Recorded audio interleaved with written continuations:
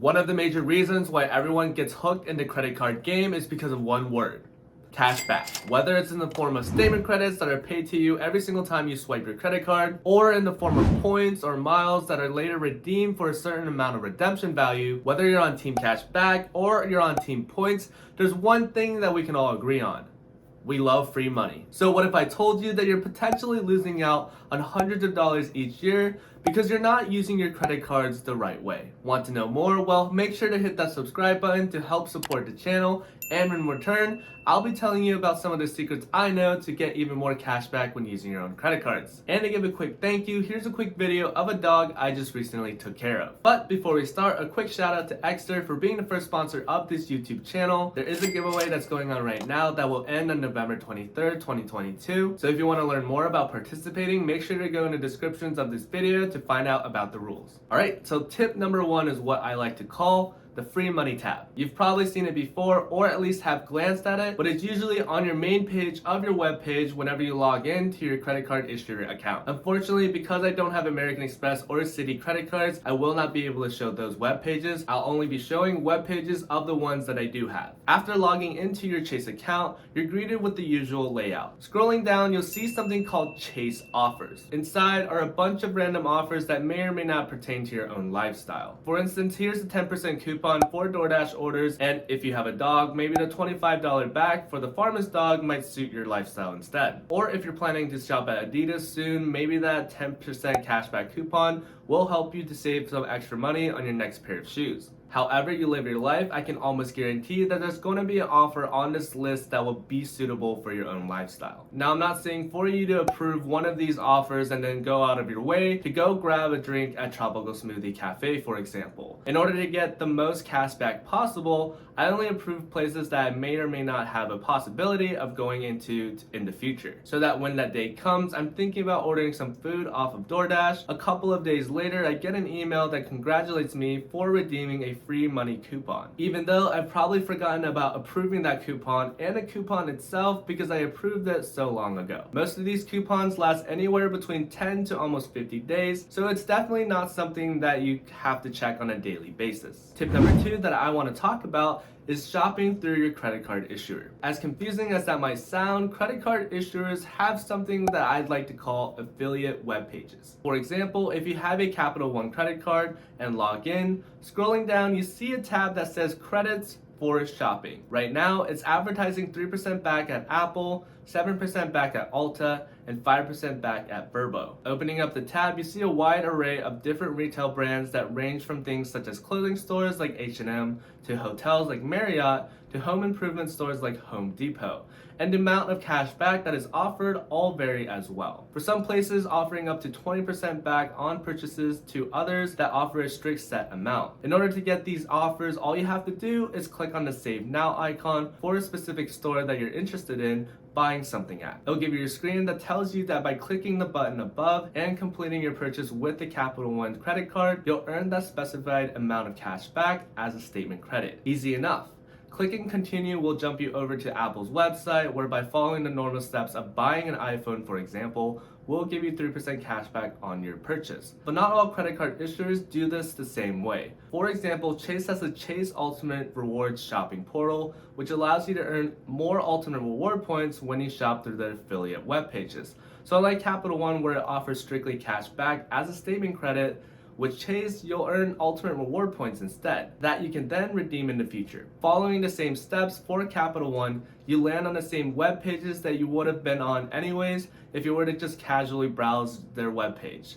But with this method, you'll be earning anywhere between 2 points to 5 points when you buy the same item, depending on what is being advertised. Tip number 3 is transfer partners. Now, if you're on Team Points, this tip is specifically geared towards you. If you occasionally browse websites like doctorofcredit.com, then you'll know what I'm talking about. And for those of you out there that don't, well, now here's a new tip. Typically for each type of point currency, whether it's American Express's membership reward points, Citi's thank you points, Chase Ultimate Reward points, or Capital One's miles, people generally understand the underlying value that each point currency is valued at. But redeeming them at the average value could be one of the worst ways to redeem your points, and here's why. If you browse websites like doctorofcredit.com, there's always a flurry of random transfer partner bonuses that each of these credit card issuers will advertise from time to time. And what I mean is, credit card issuers will provide a bonus for transferring out your hard-earned points to specific transfer partners from time to time. Now, this tip can require a ton of planning in advance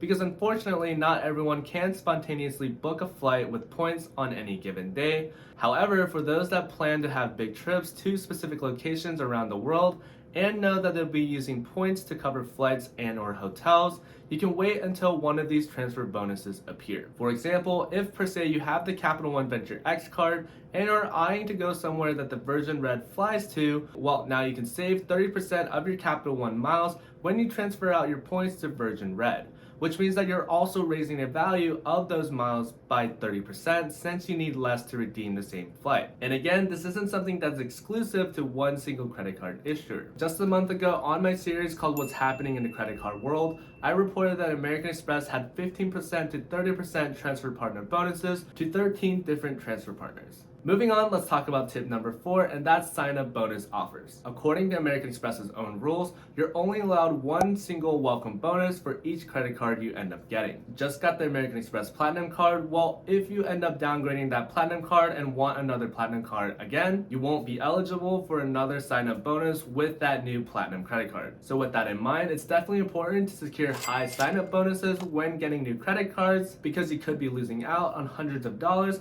for completing the same requirements. Right now, the Chase Sapphire Preferred has a sign-up bonus offer of 60,000 alternate reward points after spending $4,000 on purchases. A couple of months ago, the same Chase Sapphire Preferred had a sign-up bonus offer of 80,000 alternate reward points after spending $4,000 on purchases, and also if you went into a physical Chase branch, you get the annual fee waived for the first year. Just based off of points alone, you're already losing at least $200 worth of value if you were to redeem the 20,000 alternate reward point differences at a 1 cent to 1 point value. And even more than that, if you were to redeem them for a higher cent to point value. Not only that, but you're also losing out on not having to pay the annual fee of $95 for the first year. So in this example alone, you're hitting that $4,000 spending cap, but you're also losing out on $295 at least of value. Moving along, tip number 5 is retention offers. This one is pretty self-explanatory. It's always more expensive to have a new client than to try and keep an old one. So after you've had something like the American Express Platinum card, the Chase Sapphire Reserve, or the Capital One Venture X card for a couple of years, it's good to call up customer service and threaten to leave. Obviously, you're not actually trying to cancel your credit cards, especially if they've been a huge part of your lifestyle within the last couple of years. But hinting that you're considering shopping somewhere else will trigger customer service to offer you a retention offer in order to, well, retain you as a customer. The retention offer is going to be something similar to that sign-up bonus offer that you got a couple of years ago, where after completing the spending requirement, you're going to get a set amount of bonus points. Granted, a retention offer is probably not going to be anywhere close to that sign-up bonus that you got a couple of years ago, but if you're looking to spend a lot of money in the near future, then having a retention offer is a good way to earn some bonus points. And finally, tip number 6 is a no-brainer, but using your credit cards the way it was designed to be used. I can't tell you how many times I've been in line at grocery stores, restaurants, or something like that, and I see someone pull out the wrong card when paying, ultimately earning only 1% cash back instead of something like 3, 4, 5% cash back